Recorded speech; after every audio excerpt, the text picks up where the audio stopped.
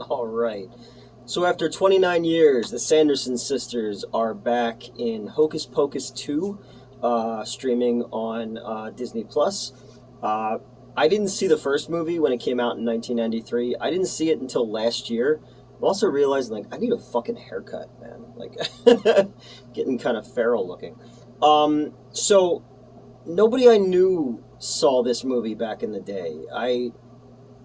It's not until the last few years that it's become like a thing where Hot Topic and Spirit Halloween are like hardcore about this, and I'm meeting more and more people who I guess discovered it on video because, again, I don't remember anybody seeing this fucking movie when it was in theaters. Which is weird that I didn't see it either because I'm somebody who fucking loves Halloween. I love movies that look like Halloween. Casper, Hocus Pocus, Halloween 3, even Rob Zombie's Lords of Salem. I love the look of fall on film, especially fall in like a Salem, Massachusetts. This new one was filmed in Rhode Island. It has a lot more in studio stuff as well. There's far less on location shooting. I've never been to Salem. I've always wanted to go to Salem. Never been. I want to go to Roswell. I want to go to the Mothman. Like, I want to do shit, you know? That's what happens when you ran movie theaters all those years and didn't have any money or free time. But, yeah, so when I finally saw Hocus Pocus, I liked it. I liked it a lot, actually. And it reminded me, especially seeing this new one today, that, like, up until, like, the mid-90s, kids' movies still had teeth. The first movie has a lot of jokes about like virginity and boobs and stuff like that. I was like, oh, you could still get away with characters talking about eating children back then. Now, like in this one, it's toned down. They didn't do what I thought they were going to do. I want to make this quick, because I don't really have a ton to say about Hocus Pocus 2. I liked it. It wasn't the Munsters. And because I don't have as close a relation as other people with it, I just speak on what I liked about it. And I liked that it wasn't full of callbacks. There was a couple. You have a cat who could be Binks, but maybe isn't. They call him Cobweb in this one. You have references to the original. At one point, like when the witches are out flying and looking for the girls, they look in the window. These people who are watching the first movie on a TV, and I was like, oh, it's like a Halloween 3 where Halloween exists in that universe. You have a couple little things. Billy is back, and they give Doug Jones way more to do in this one. I thought he's always fucking good, There's only a couple little references when it comes to lines like the amuck amuck and stuff. You have, even in the flash mob dance scene, because they repeat the dance scene that they do from the original one, but in that one it's I Put a Spell on You, and this one it's Blondie, one way or another. What the hell was that? And you have a woman in the audience who's wearing the 90s Madonna outfit. Tony Hale from Arrested Development is the mayor of the town, but he also, in the flashback scene, plays the Reverend who casts the Sanderson sisters out when they were young. And I thought the kids who played the younger versions of them did a great job. There's a couple standing in line behind him who are dressed as an old woman and the devil, and that's kind of referencing Penny Marshall and her father's character in the original movie. Tony Hale's one of the best parts of the movie too. He's got this like he just wants this candy apple, man. Sort of like Woody Harrelson in the first Zombieland movie with the fucking Twinkie, But I mean, this movie really stands with the fact that the Sanderson sisters, Kathy Najimy, Sarah Jessica Parker, and who I think is hot, and you're all crazy to make fun of how she looks, and Bette Midler especially, they slip so effortlessly back into these roles, and they have this great kind of Three Stooges vibe to them that they carry over from the other movie, and they haven't lost a beat in this one. One of my favorite scenes is in the Walgreens. The girls are trying to convince the witches because they want to eat children because it keeps them young and beautiful, and they take them into the Walgreens and they show them the health and beauty section, and they think that there's already dead kids inside of all this really expensive beauty stuff, and then you have this which I thought was kind of a cool idea. You have this whole cottage industry of tourism, which is which is sprung up around the witch trials.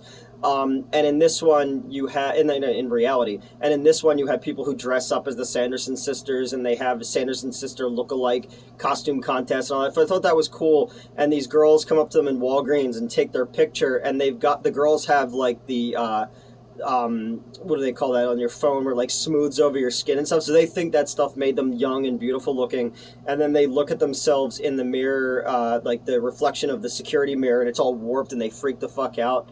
Like that scene I thought was really great, but again, they're the strongest part of this movie. And there's some dodgy CGI in it, but for the most part, I thought it was a pretty inoffensive film.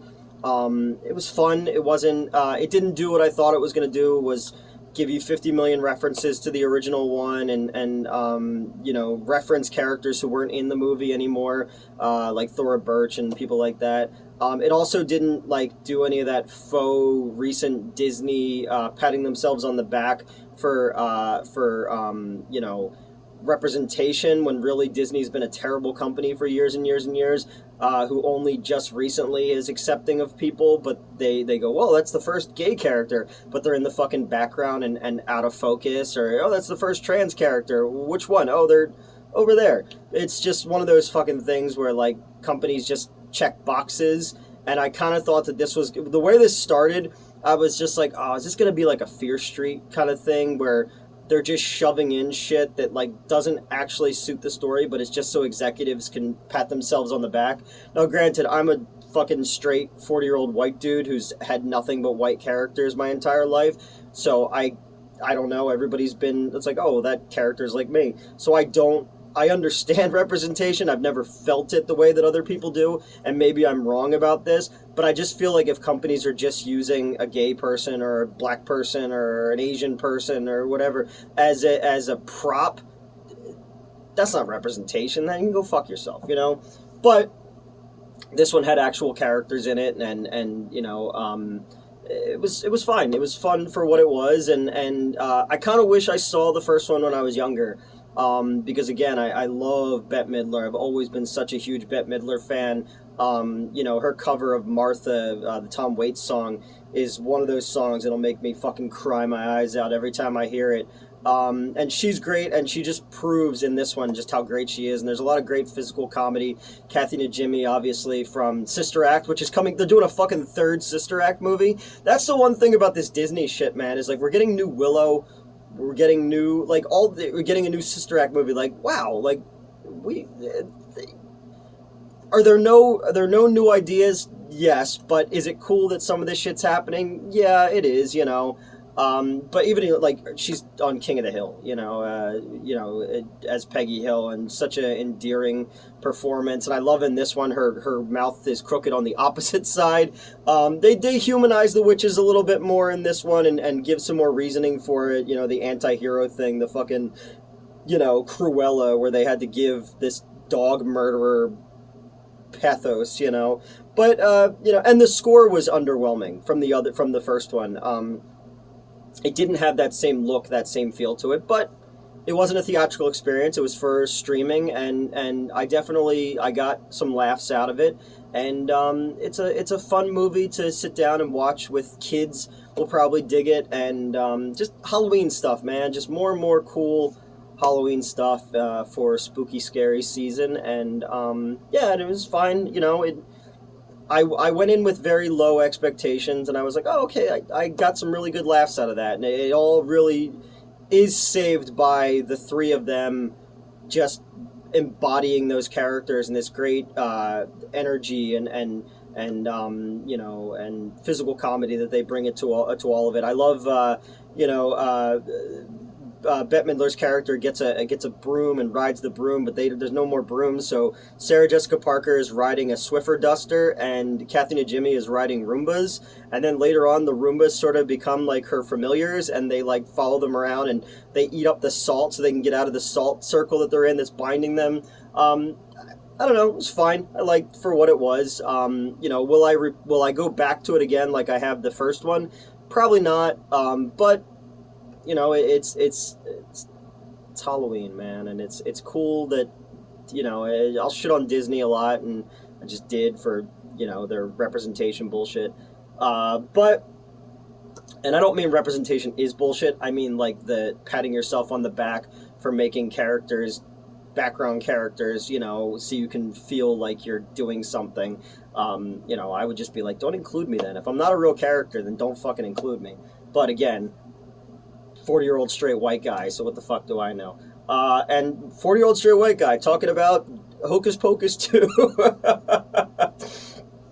Last year in October, the kid who played the one who turns into the cat in the first movie was at a convention that I was at on my birthday last year, and he apparently has a weed company now, and I was like, fuck, Hocus Pocus would be a really good title for a movie where it's like these kids go to a place where there's weed growing out of this witch's grave, and it's on an island maybe, and they have to go there, and it's like an urban legend or some shit, and like it turns out to be like a pot witch or something, or when they smoke it they get possessed. I didn't work out the story. I just thought Hocus Pocus was a really fun idea because I'm you know, I'm the idea man, right?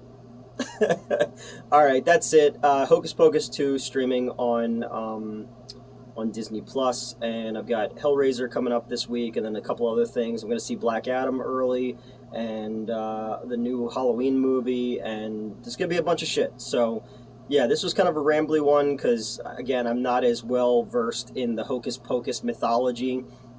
I know Mick Garris did a draft of it at one point, but I was excited not excited to see this one, but I was looking forward to sitting down and watching this one, and you know, the things that I thought would worked, and that was the three main actresses. I thought they were fantastic, and they always are. So that's it.